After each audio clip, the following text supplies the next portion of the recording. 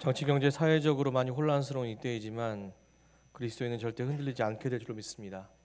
주님의 반석 위에 서는 자, 어떠한 상황 속에서도 요동하지 않게 될 줄 믿습니다. 우리의 온유하심을 붙잡으신 주님, 반드시 이 땅에 평화와 공의를 세워주실 줄로 믿습니다.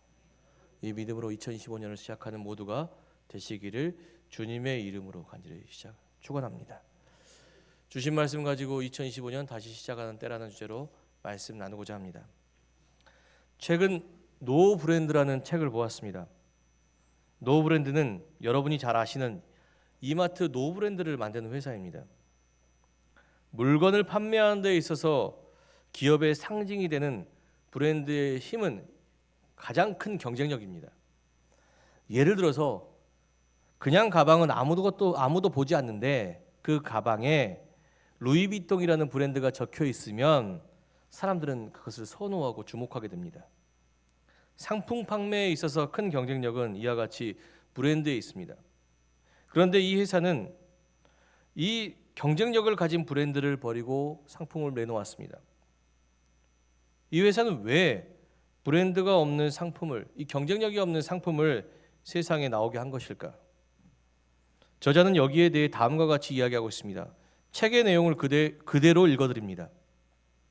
노브랜드는 고객이 진정 원하는 것이 무엇인가에 대한 끊임없는 질문으로 시작된 브랜드이다. 브랜드보다 중요한 건 소비자다라는 가치 아래 이 시대의 스마트 컨슈머에게 합리적인 가격의 상품을 제공하기 위해 본질만 빼고 다 버리자는 모토는 아이러니하게도 브랜드의 가장 핵심적인 DNA가 됐다. 노브랜드가 브랜드를 버린 대신에 생각한 것은 뭡니까? 고객이 진정 원하는 것은 무엇인가를 고민했습니다. 고객이 진정 원하는 것은 무엇이었습니까? 합리적인 가격과 높은 상품의 질입니다. 이것을 하기 위해서는 값비싼 브랜드를 버려야 한다는 것입니다.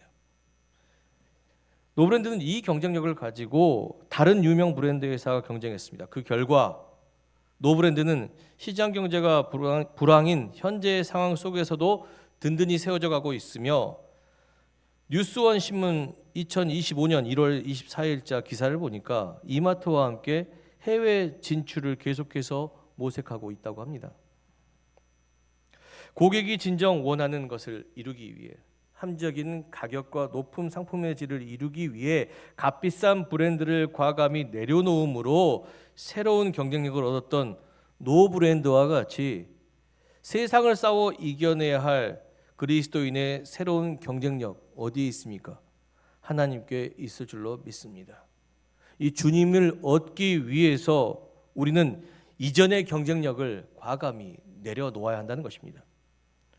오늘 함께 나눈 본문의 말씀 역시 그렇게 함으로써 새로운 경쟁력을 가진 사람들의 이야기입니다. 여호수아서 5장의 시작은 40년 동안 건너지 못한 요단강을 건넌 여호수아와 이스라엘 백성에 관한 이야기로부터 시작됩니다. 이스라엘 백성들은 왜 40년간 요단강을 건너지 못했습니까? 그것은 그들이 이름에 대한 두려움이 있었기 때문입니다. 40년 전 그들은 12정탐꾼을 보내어서 요단강 건너에 있는 하나님이 약속하신 땅, 젖과 꿀이 흐르는 그 땅 가나안을 확인하고 왔습니다. 그런데 그들은 바로 그곳에 가지 못했습니다.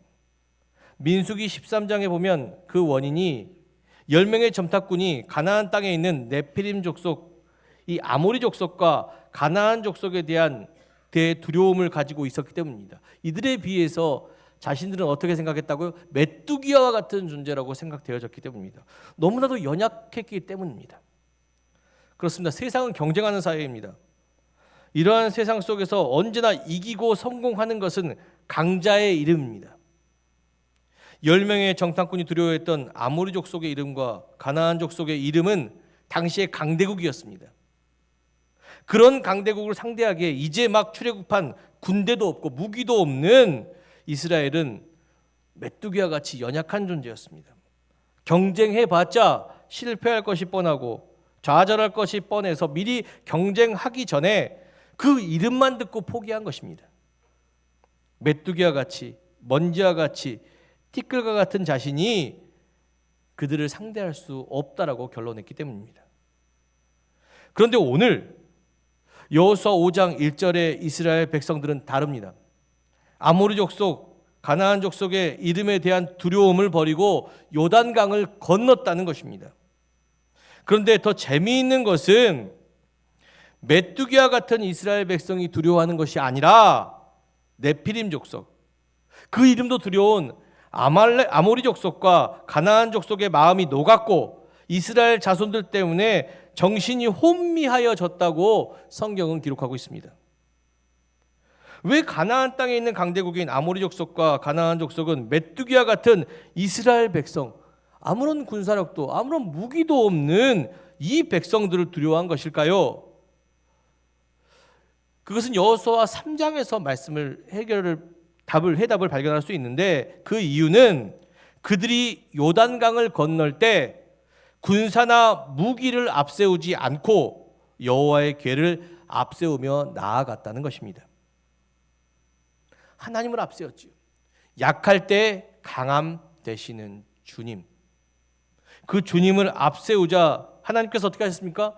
길이 없는 요단강에 물을 마르게 함으로 길을 내어 이스라엘을 건너게 하셨다는 것입니다. 이로 말미암아 강대국인 아모리 족속과 가나안 족속이 두려움을 가졌습니다. 이스라엘을 두려워하는 것이 아니라 뭡니까? 그들과 함께 하시는 하나님을 두려워했다라는 것입니다. 연약한 자들의 강한 경쟁력, 여호와의 이름 가운데 있을 줄로 믿습니다.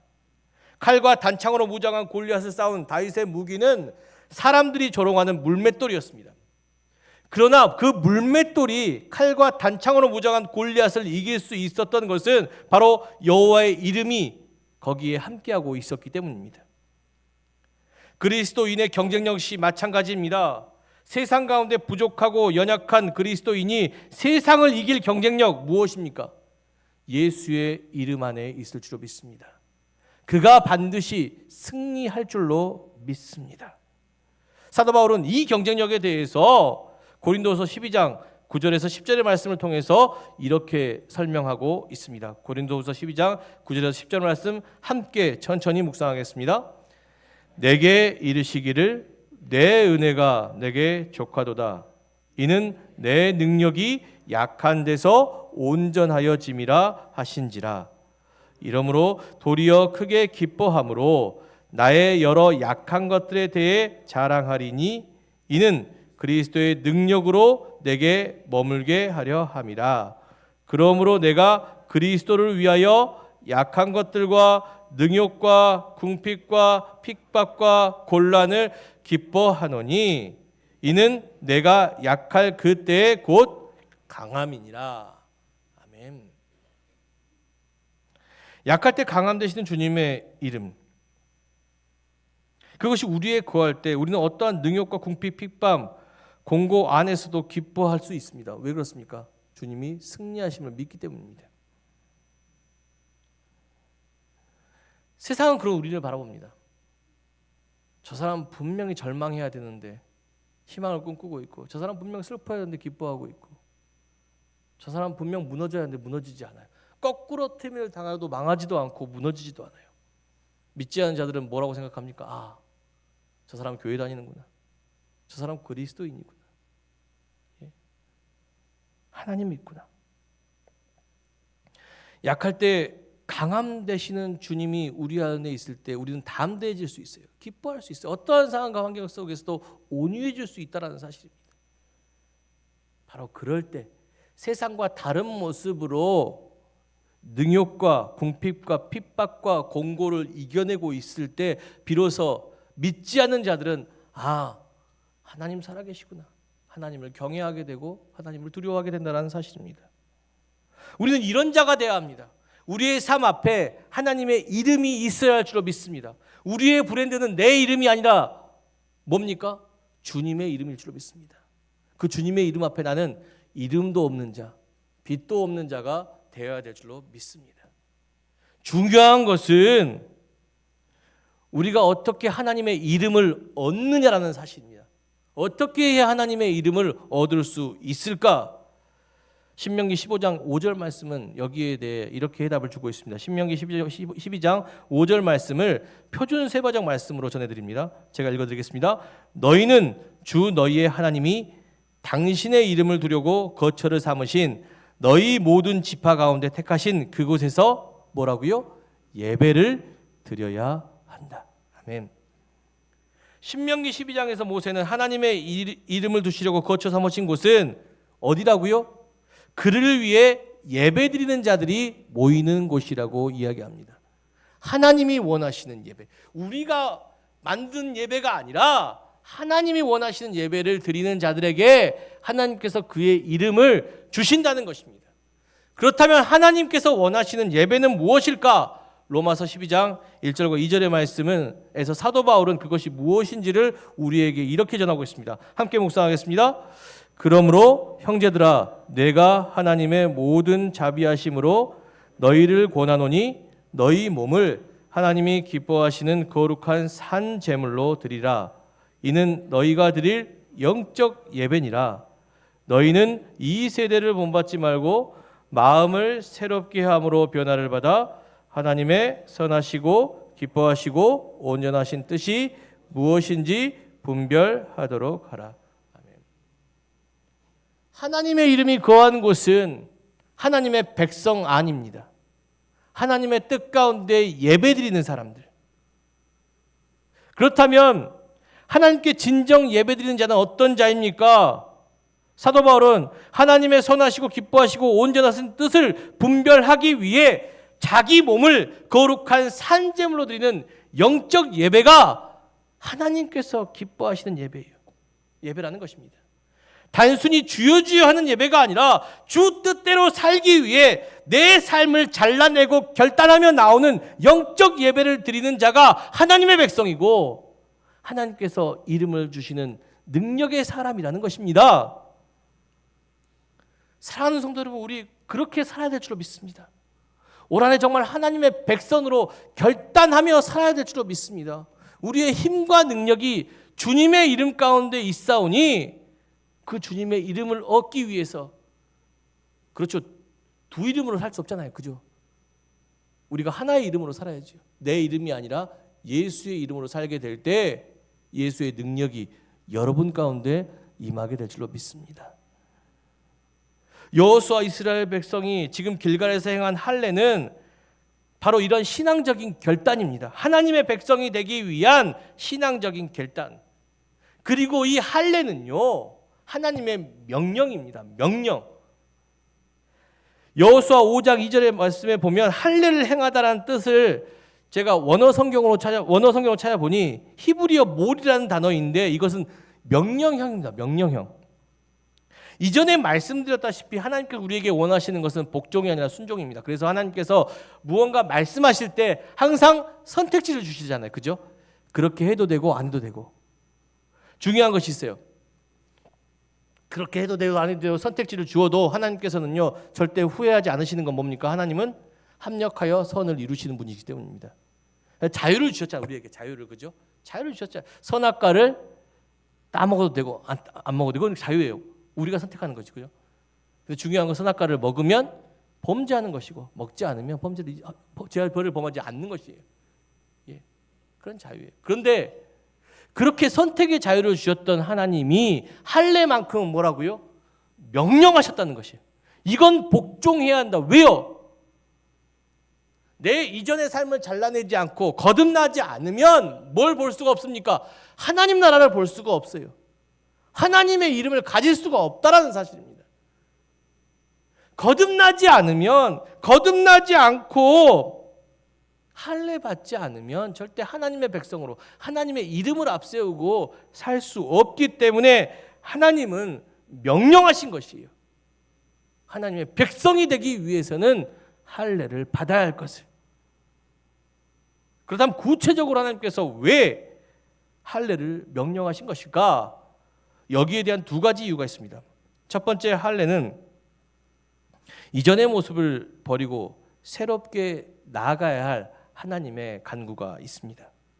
2절과 7절의 말씀 보니까 이스라엘 모든 백성들이 할례를 행하였는데 이는 하나님께서 이전의 언약을 갱신하고 새로운 언약을 주시기 위함이라고 말하고 있습니다. 40년 전 이스라엘 백성들은 이미 하나님의 백성이 되기 위해 할례를 받았습니다. 출애굽기 12장 48절에 출애굽하기 전 유월절 규례의 내용을 보면 모세는 유월절을 지키고자 하는 모든 남자들은 할례를 받아야 할 것을 명령했고 모든 이스라엘 남성들은 이 명령에 따라 할례를 받고 하나님의 백성이 되었습니다.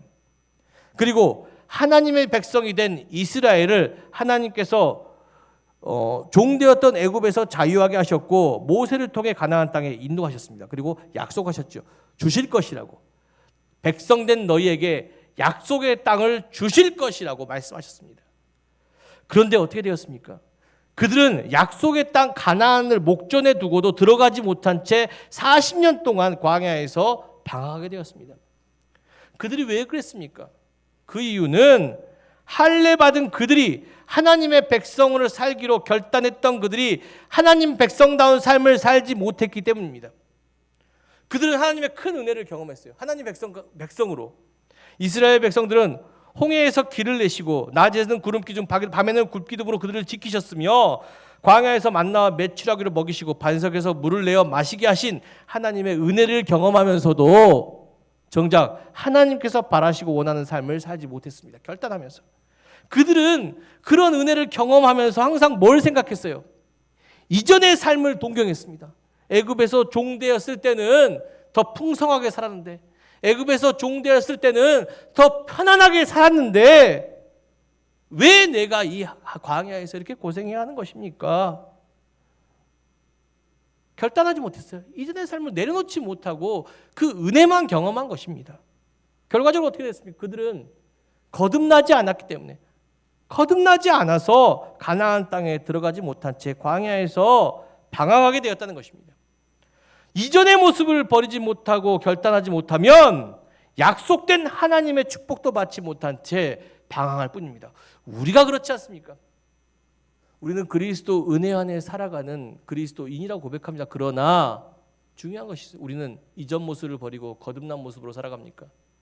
이전의 욕망, 이기심, 아집, 교만을 버리고 하나님 앞에 겸손하고 서로 사랑하고 서로 화평하며 서로를 용서하며 살아가고 계십니까? 은혜는 경험하면서 하나님의 뜻대로 하나님의 백성답게 살지 못하고 있는 우리의 모습을 발견합니다. 이제 우리 결단해야 합니다. 이전의 모습을 끊어내고 하나님의 백성이 되기 위해 노력해야 합니다. 그렇게 해야 우리가 약속하신 하나님의 축복을 얻을 수 있다는 것입니다. 사도 바울도 동일한 말씀합니다. 로마서 2장 29절의 말씀에서 그리스도인들에게 뭐라고 말하냐면 형식적인 할례를 받지 말라고. 무슨 할례를 받으라고요? 마음의 할례를 받으라고. 이전 삶을 버리고 하나님 백성답게 하나님 말씀에 순종하며 새로운 삶을 살아가야 복을 얻게 될 것이라고 이야기하고 있습니다. 선한목자교회를 은퇴하신 유기성 목사님도 여기에 대해 동일한 말씀하십니다. 그에 져서 나는 죽고 예수로 사는 복음을 통해서 이 마음의 할례에 대해서 이야기하고 있는데, 마음의 할례에 대해서 목사님은 이렇게 얘기합니다. 이 책 그대로 읽어드립니다. 예수를 믿으면 우리 마음이 할례를 받습니다. 그 말은 성령께서 우리 마음에 임하시고 항상 성령을 의식해서 산다는 것입니다. 성령께서 마음에 오셨다면 주변 사람들이 다 알게 됩니다. 그 사람이 이전 삶을 버리고 기쁨과 감사, 사랑의 사람이 되었기 때문입니다. 할례란 남자 성기의 표피를 잘라내는 것입니다. 아브라함 때부터 그 후손인 유대인들은 모두 할례를 받았습니다. 이것은 이제부터 너는 내 것이다, 이제부터 너는 내 것이다라도 하나님께서 인치신 것을 상징한 것입니다. 하나님께서 우리 마음의 주인으로, 왕으로 임하셨기 때문입니다. 마음의 할례는요, 하나님을 위해 나를 버리는 결단입니다. 내 생각과 아집을 버리고 내 안에 임하신 성령이 이끄시는 대로 서로 사랑하고 선을 행하고 자비를 베풀며 살아가기 위해, 또한 어떠한 상황과 환경 속에서도 요동하지 않은 온유한 마음을 가지기 위해 결단하는 마음이에요. 마음의 할례는 그래야 합니다. 내 마음을 잘라내야 성령의 마음을 얻을 수 있습니다. 성령의 마음을 얻고 사는 사람은 어떻습니까? 이전의 삶이 완전히 달라지죠. 이전에는 욕하고 다투고 분쟁하고 교만했던 사람이 예수 믿고 어떻게 돼요? 겸손해지고 용서할 수 있고 사랑을 이야기하고 섬길 수 있는 자가 돼요. 그렇게 사람이 변하면 먼저 누가 알아봐요? 가족들이 알아보잖아요. 믿지 않는 가족들이 우리 아버지 우리 어머니 예수 믿고 달라졌구나. 또 친구들이 알아보잖아요. 친구들도 저 친구 예수 믿고 달라졌구나. 믿지 않는 사람들도 알아보잖아요. 변하지 않을 것 같은 저 사람이 예수 믿고 달라졌구나. 그렇죠? 믿지 않는 사람들이 그 안에 속한 하나님을 바라보고 하나님을 경외하게 된다는 것이 아모리 족속과 가나안 족속이 두려워했다고도 그것지 않습니까? 예수의 이름을 앞세우며 살아가는 하나님의 이름을 앞세우며 살아감으로 요단강에 길을 내었던 그들을 바라보며 그들을 두려워한 것이 아니라 그들 안에 계신 하나님을 두려워했지 않습니까? 우리 안에 계신 하나님, 죄인된 날 하나님의 자녀로 바꾼 하나님, 그 하나님을 내 삶 가운데 드러내기 위해서 어떻게 한다고요? 이전의 모습을 잘라내고 결단하고 주님 안에서 새로운 모습으로 살아가야 합니다. 사랑하는 성도 여러분, 마음의 할례를 받고 새롭게 되어야 합니다. 결단함으로 이전의 모습 완전히 버리고 우리에게 임하신 성령의 마음으로 담대하게 겸손하게 그리고 서로 사랑하며 온유하게 살아갈 때 세상은 우리를 보고 하나님의 살아계심을 경험하게 될 줄로 믿습니다. 두 번째, 하나님께서 할례를 받게 하신 것은 이전의 강함을 버리고 연약해지라는 것입니다. 8절의 말씀에 보니까 모든 백성이 할례를 마친 후에 각 처소에 머물러 낫기를 기다렸다고 말하고 있습니다. 남자들은 잘합니다. 할례를 받으면요, 그러니까 복용술이라 그러죠. 받으면 어떻습니까? 일상생활에 지장을 초래하죠. 어떤 힘을 쓸 수가 없어요. 너무나도 아프고 괴롭기 때문입니다. 연약해지기 때문입니다. 그런데 중요한 것은 이 연약함 가운데 능력이 있습니다. 사도 바울은 앞서 말하겠잖아요. 자신은 그 연약함을 자랑한다. 왜? 연약하기 때문에 그리스도의 능력이 내게 머물게 되는 것이라고. 우리가 연약해졌을 때 얻게 되는 두 가지 것이 있어요. 이게 뭐냐? 그것은 첫 번째, 우리가 연약해져야 강하신 하나님을 찾습니다. 우리가 힘과 능력이 있을 때는요, 하나님을 떠나 삽니다. 내 능력과 내 삶 가운데 하나님 도대체 필요가 없거든요. 그런데 인생 가운데 예상치 못한 실패와 좌절을 경험하고 난 뒤, 살을 잘라낸 듯한 고통스러운 삶을 경험하고 난 뒤, 세상에 대한 소망이 완전히 끊어진 채 세상 가운데 내 연약함으로 내 수치를 당하게 된 그때 우리가 찾는 것은 누구입니까? 하나님이고 예수 그리스도입니다. 왜 그렇습니까? 그가 우리를 대신에 싸워주시고 우리를 이기게 하시기 때문입니다. 연약해질수록 주님이 우리 안에 거하기를, 이제는 내가 뭐라고요? 주님밖에 없습니다. 이렇게 되는 것이에요. 제가 예전에 삼촌에 대한 고백을 했지 않습니까? 저희 삼촌은 정말 불신자였어요. 하나님 믿지 않았습니다. 뭐 경제적으로나 건강도 다 좋았어요. 그런데 그런 삼촌이 갑자기 대장암 말기 판정을 받았습니다. 돈도 아무 소용이 없고, 자기 병을 고치는데 돈도 아무 소용이 없고, 건강도 아무 소용이 없고, 가족도 아무 소용이 없었어요. 불안과 두려움 가운데 하루하루 그 병상에 살았는데 어느 날 숙모께서 전해준 하나님의 말씀,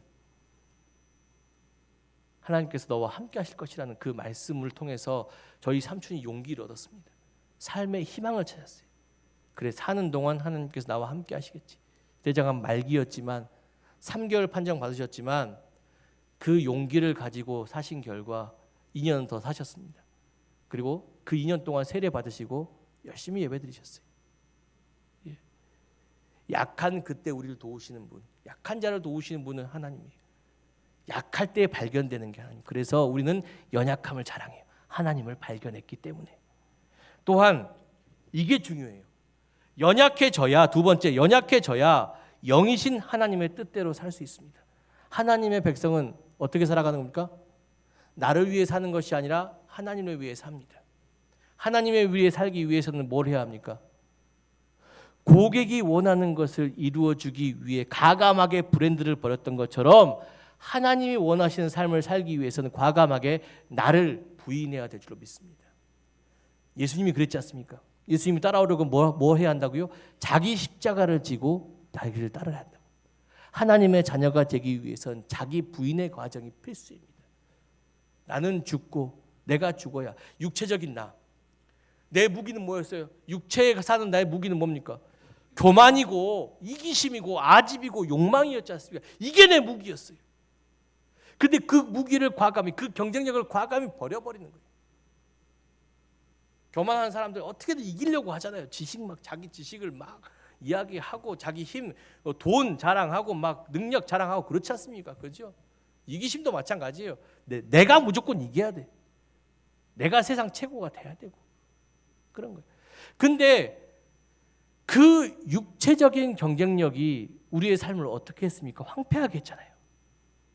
불안하게 하고 두렵게 했잖아요. 이제 그것을 버려야 돼요. 그래서 뭘 해요? 내 육체가 연약해질 때 뭐가 강해진다고요? 영이 강해질 줄로 믿습니다. 우리의 육체를 연약하게 하신 건 우리의 영을 강하게 하심이야. 내 육체가 연약해져야 성령이 하시는 말씀을 듣게 돼요. 성령 충만하면요, 내가 연약해질 때 시작돼요. 제가 기도원에서 그럼 경험한 거예요. 기도원 때 뭐 아무것도 하는 게 없어요. 금식하면서 기도해요. 근데 완전히 내 몸이 힘이 다 빠질 때 그때 내 안에 뭔가가 들어와요. 하나님의 말씀이 이해가 되고 정말 그렇잖아요. 왜 예수님께서 40주야를 금식하셨겠습니까? 성령으로 충만하여지기 위함이에요. 왜 사도 바울이 자기의 경쟁력을 배설물처럼 버렸습니까? 뭡니까? 예수를 얻기 위해. 예수를 얻고 성령 충만해져야 성령의 마음으로 살고 성령의 마음으로 살아야 하나님이 원하시는 것을 이루실 수 있잖아요. 내 몸이 거룩한 산제물로 드려야 영적 예배를 드리고 하나님께서 좋아하시는, 하나님께서 기뻐하시는 뜻을 이루며 살 수 있지 않습니까? 육체의 사람은, 내 안에 나로 가득한 사람은요, 절대 하나님이 원하시는 대로 살 수 없습니다. 하나님의 백성 될 수 없습니다. 내 육체가 연약해지고 성령이 충만해진 그때야, 성령의 마음이 가득 찬 그때야 내가 누군가를 용서할 수 있고 누군가를 사랑할 수 있고 누군가에게 자비를 선포하고 누군가에게 겸손할 수 있고 누군가를 섬길 수 있고 누군가를 용서할 수 있고 어떠한 상황 가운데서 온유한 마음, 자비한 마음을 할 수가 있다는 사실이죠. 성령은 반드시 열매가 있다잖아요. 그죠? 사랑, 온유, 화평, 자비, 양성, 온유, 충성, 절제, 이 마음으로 사는 것이요, 그냥 억지로 사는 게 아니에요. 내가 죽어야 살 수 있어요. 내가 죽고 성령으로 충만해져야, 내가 연약해지고 성령으로 충만해져야 할 수 있어요. 그래서 하나님께서는 사랑하는 자녀를 계속 고난 가운데 내치시는 것이에요. 고난 가운데 연약해지게 만들게 하기 위해서. 연약해질 때 그때 우리 안에 주님이 일하십니다. 그 일하시는 주님으로 말미암아 달라진 우리를 보며 세상은 아모리 족속과 가나안 족속과 같이 우리 안에 살아계신 하나님을 경외하게 됩니다. 아, 저 사람 완전 다르구나. 세상 사람들과는. 세상 사람들은 욕망, 이기심, 아직 교만으로 경쟁하는데 저 사람은 교만한 사람 가운데 겸손하고 이기심 있는 사람 가운데 이타심을 가지고 하나님과 이웃을 잘 섬기고 미워하는 사람 가운데 원수 사랑하는 마음으로 품어줄 수 있는 저 큰 사람, 저 큰 사람이야말로 이 세상을 변화시킬 사람이다. 우리 가정을 변화시킬 사람이고 우리 교회를 변화시킬 사람이고 또한 우리에게 속한 모든 자녀를 변화시킬 사람이다. 세상이 그것을 인정하게 되지 않습니까? 사랑하는 성도 여러분, 마음의 할례를 받고 연약해져야 합니다. 연약해져야 주님을 찾을 수 있고 연약해져야 충만해진 주님의 마음으로 하나님 백성답게 살아갈 수 있습니다. 우리의 수치를 닦아주시는 주님, 그 주님을 발견하게 될 줄로 믿습니다. 사랑하는 성도 여러분, 우리는 지금 경쟁이 심한 광야 가운데 살고 있습니다. 이 경쟁에서 살아남기 위해 강하신 하나님의 백성으로 살아남기 위해서는 우리는 과감히 우리의 이름을 버려야 합니다. 그리고 하나님께서 바라시고 원하시는 것이 무엇인지를 다시 한번 생각하며 우리에게 거하신 하나님을 통해서 세상을 이기며 나가야 할 줄로 믿습니다. 2025년 여전히 힘들고 괴로운 일들이 우리에게 많이 있습니다. 정치, 경제, 사회적으로 혼란을 겪고 있지만 하나님께서는 이 세상 가운데 길을 내어 주실 줄로 믿습니다. 여호와의 이름을, 하나님의 이름을 우리가 앞세우며 나아갈 때, 우리가 하나님의 백성으로 거듭나며 나아갈 때 길을 내어 주시고 약속하신 하나님의 나라를 이 나라 가운데, 우리의 가정 가운데, 교회 가운데 주실 줄로 믿습니다. 그 믿음으로 새롭게 되셔. 이전의 이름을 잘라내고 하나님이 원하시는 이름으로 새롭게 살아가시는 저와 여러분 되시기를 주님의 이름으로 간절히 축원합니다. 기도하겠습니다. 사랑과 은총의 주님, 우리도 여호수아와 이스라엘 백성과 같이 성령의 할례를 받기 원합니다. 경쟁이 가득한 광야와도 같은 이 세상 가운데 우리의 능력이 오직 주님의 이름에 있음을 믿으며 주님 이름에 거한 백성으로 결단하며 살아가는 모두가 되게 하여 주시옵소서. 성령 충만함을 통해 성령이 주시는 힘으로 서로 사랑하고 기뻐하며 어떠한 상황 속에서도 좌절하거나 넘어지지 않고 다시 일어설 수 있는 온유함을 우리에게 더하여 주시옵소서. 또한 성령의 마음으로 정말 오직 하나님께 소망을 두고 다시 한번 일어설 수 있는 2025년 전주신광교회 모든 성도들이 되게 하여 주시옵소서.